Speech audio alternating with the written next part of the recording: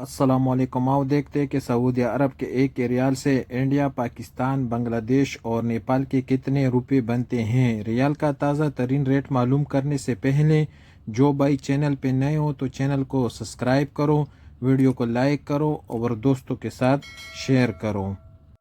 تو سب سے پہلے پوری بینک کا ریٹ معلوم کرتے تو پوری بینک پاکستان کے لیے دے رہے 73 روپے 38 پیسے، انڈیا کے لیے 21 روپے 96 پیسے، بنگلہ دیش کے لیے 28 روپے 99 پیسے اور نیپال کے لیے 35 روپے اور 19 پیسے۔ ایس ٹی سی پہ پاکستان کے لیے دے رہے 73 روپے 33 پیسے، انڈیا کے لیے 21 روپے 83 پیسے، بنگلہ دیش کے لیے 28 روپے 76 پیسے اور نیپال کے لیے 35 روپے اور 30 پیسے۔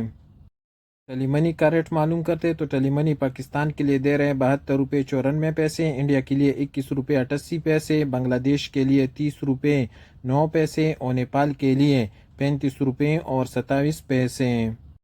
یو آر پہ پاکستان کے لیے دے رہے 73 روپے 17 پیسے، انڈیا کے لیے 21 روپے 85 پیسے، بنگلہ دیش کے لیے 29 روپے 32 پیسے اور نیپال کے لیے 35 روپے اور 30 پیسے۔